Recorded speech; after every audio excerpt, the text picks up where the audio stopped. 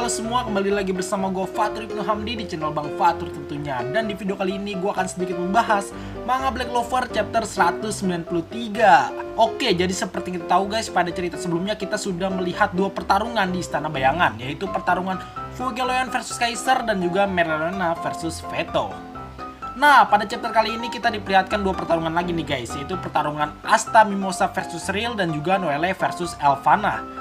Tapi nggak cuma sampai di situ aja, di sini gue juga udah mengumpulkan beberapa poin-poin penting menarik yang tentunya bisa kita bahas di sini. Langsung aja yang pertama, pertarungan udara Noelle versus Elvana. Oke, jadi pada awal chapter kita diperlihatkan pertarungan antara Noelle versus Elvana guys. Seperti yang kita lihat di sini Noelle memakai Valkyrie dress-nya. Mungkin beberapa dari kalian ada yang masih lupa atau bingung ya, kok si Noelle bisa menggunakan Valkyrie dress sih? Kan sebelumnya si Noelle kehabisan energi sihir. Ya, jadi guys, sebelum Noelle memasuki Istana Bayangan, energi sihirnya telah dipulihkan oleh makanan Charmy. Jadi itulah mengapa saat ini Noelle bisa memakai Valkyrie dress-nya kembali. Tapi nggak cuma Noelle aja yang memakai sihir perubahan. Di sini terlihat Elvana yang menggunakan sihir sayap apinya. Dan karena sihir perubahan keduanya sama-sama memiliki sayap dan memiliki kemampuan untuk terbang, maka pertempuran mereka sebagian besar terjadi di udara. Tapi walaupun Noelle belum sepenuhnya menguasai Valkyrie dress, namun sejauh ini Noelle dapat mengimbangi kemampuan Vanna guys. Lanjut yang kedua, kemampuan pemulihan super sihir Phoenix Vanna.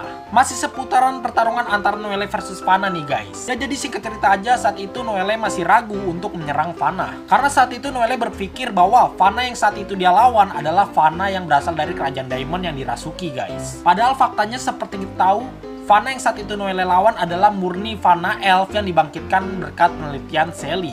Nah, karena ketidaktahuan tersebut, Noelle menjadi takut menggunakan kekuatannya dan berusaha mengendalikan diri dan menahan kekuatannya guys. Tapi entah kenapa atau si Noelle ini sebenarnya tahu kalau lawannya ini kuat, jadi si Noelle berubah pikiran dan menyerang Vanna menggunakan sihir raungan naganya.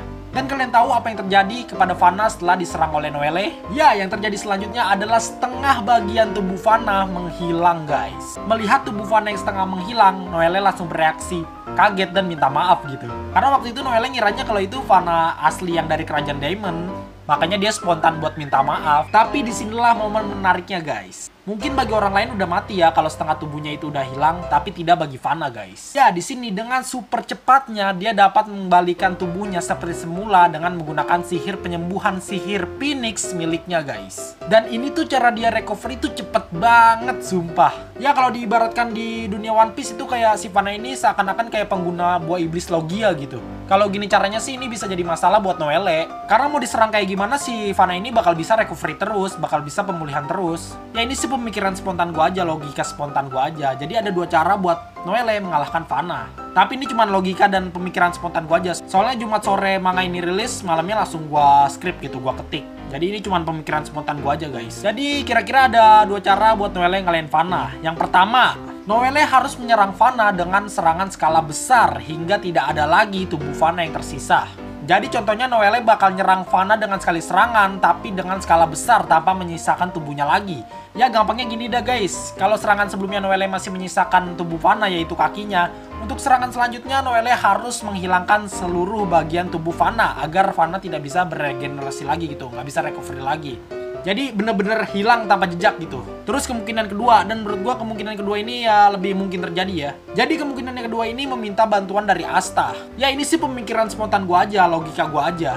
Jadi Noelle harus bisa menahan Vanna sampai Asta datang. Kenapa Asta? Ya karena Asta memiliki pedang 3 yang bisa menghilangkan sihir terlarang guys. Karena bangkitnya Vanna pun masih berhubungan dengan sihir reinkarnasi dan sihir terlarang. Makanya pedang ketiga ini mungkin bisa mengalahkan Vanna. Dan kalau kalian punya opini lain tentang cara mengalahkan Vanna, coba kalian tuliskan di komen. Lanjut yang ketiga, Asta dan Mimosa kewalahan melawan Real.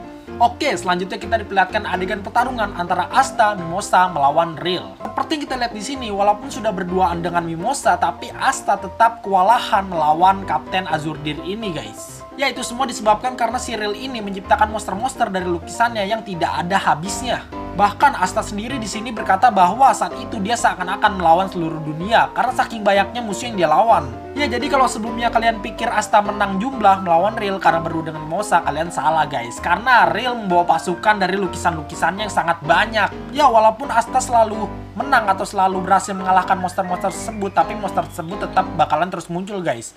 Kalau sumbernya tidak dikalahkan, yang dimana sumbernya ini adalah Real. Bahkan di sini pun Asta tidak sempat untuk beristirahat. Nah, karena nggak sempat buat istirahat, makanya Asta nyuruh Mimosa untuk naik ke pundaknya. Tujuannya adalah agar Mimosa bisa menyembuhkan Asta atau memulihkan Asta, dan Asta pun tetap melanjutkan pertarungan. Tapi wajar lah ya Asta kewalahan guys, soalnya lawan mereka adalah Kapten Kesatria Sihir yang kerasukan jiwa elf. Jadi nggak masuk akal aja kalau Asta gampang menang melawan Kapten Kesatria Sihir gitu. Jadi udah pasti dibuat susah. Lanjut yang keempat, kedatangan Yuno. Oke, setelah itu adegan dilanjutkan di luar Istana Bayangan. Dan seperti yang kita lihat di sini, situasinya ternyata para anggota Black Bulls masih berhadapan dengan Elf Golden Dawn.